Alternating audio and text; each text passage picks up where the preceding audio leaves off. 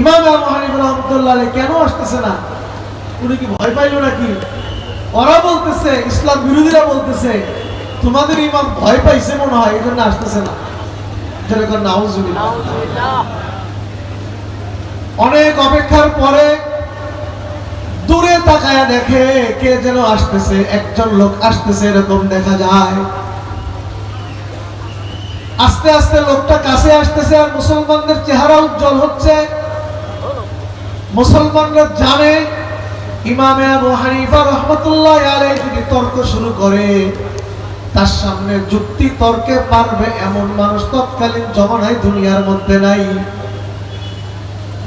লোকেরা তাকিয়ে আছে, কিছুক্ষণ পরে দেখে ইমাম আবু হানিফা রাহমাতুল্লাহ আলাইহি সামনে আসলেন। আসার পরে নাস্তিকের দলেরা প্রশ্ন করতেছে, কি ব্যাপার হুজুর, আপনি কেন সময় মতো আসলেন না? আপনারা তো কথা ঠিক রাখতে পারেন না। আমাদেরকে বর্তমান যুগেও অনেকে না বুঝে যেভাবে গালি দেয়, তারা মনে করে হুজুররা কিছু বোঝে না, দিনদারেরা আহাম্মক, দিনদারেরা অনেক কিছু বোঝে না। আমরা অনেক স্মার্ট, আমরা অনেক দক্ষ, আমরা অনেক ভালো বুঝি। টুপি মাথায় দিছে মানেই মনে হয় এটা একটা বোকা এবং বলদ হয়ে গেছে। জোরে বলেন নাউজুবিল্লাহ। কি বলেন? চিন্তা করে না? চিন্তা করে। বলে হুজুর মানুষ তো, ও আর কি জানে, বলে কি বলেন? সে যুগেও ছিল। বলতেছে আপনি সময় কেন মেইনটেইন করলেন না, যথা সময় কেন আসলেন না?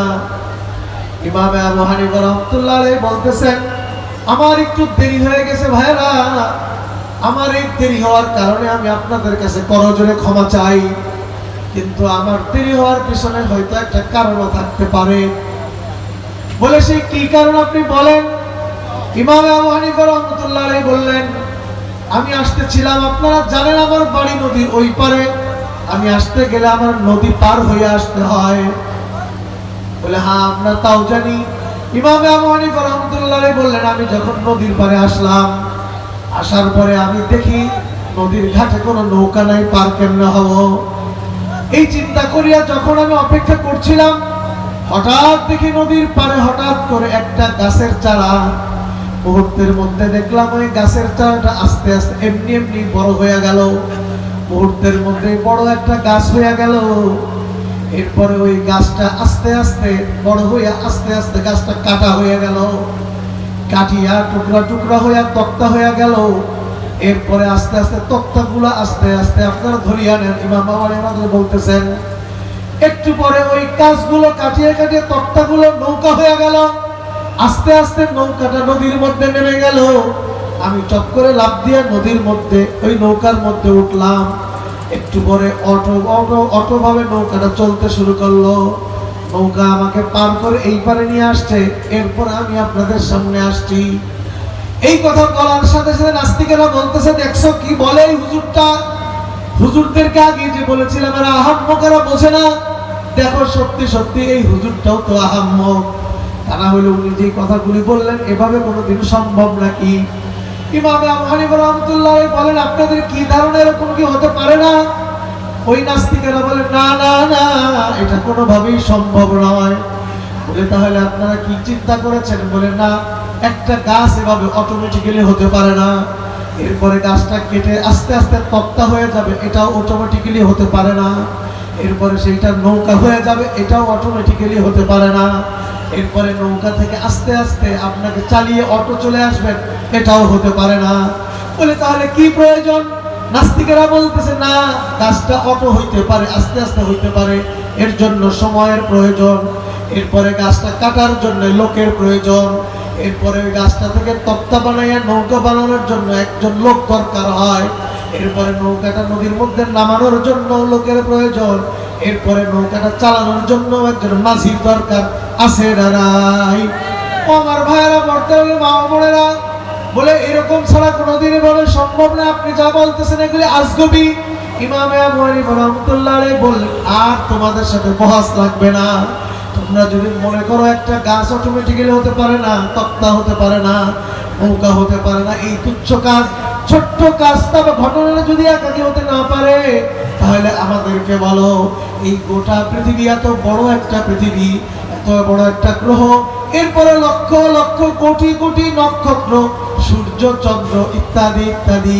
এগুলির যদি কোনো সৃষ্টিকর্তা না থাকে, এগুলিও তুমি বলো একাকি কোনোদিন হওয়া সম্ভব নাকি? কি বলেন, সম্ভব নাকি?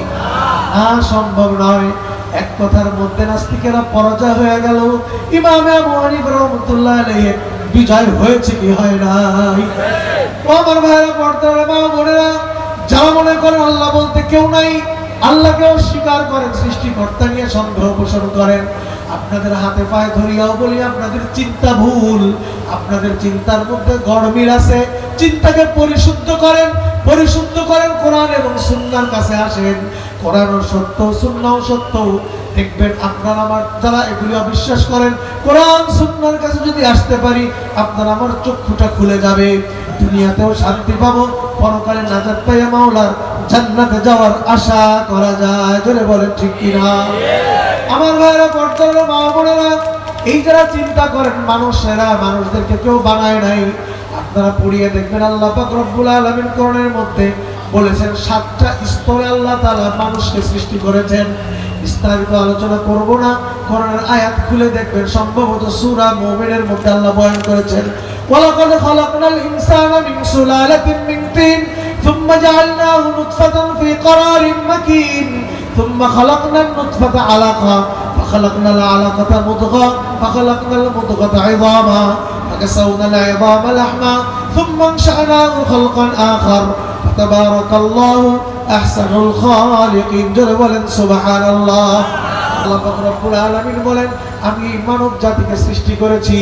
ওয়ালাকাদ খালাকনাল ইনসানা মিন সুলালাতিন মিন তিন, কিছু ভেজাইলা মিশ্রিত মাটি থেকে আল্লাহ পাক সৃষ্টি করেছেন। এখানে আল্লাহ পাক রব্বুল আলামিন 7টা স্তরের কথা বলেছেন। মিন সুলালাতিন মিন তিন সুম্মা জাআলনাহু নুতফা, অতঃপর আল্লাহ তাআলা নুতফা তৈরি করেছেন, মণি তৈরি করেছেন। সুম্মা খালাকনান নুতফাতা আলাকা, অতঃপর মাতৃগর্ভের মধ্যে আল্লাহ তাআলা রক্তপিণ্ড তৈরি করেছেন। সুম্মা খালাকনাল আলাকা ফাখালাকনাল আলাকাতা মুদগা, অতঃপর আল্লাহ তাআলা একটা কাঠামো দিয়েছেন।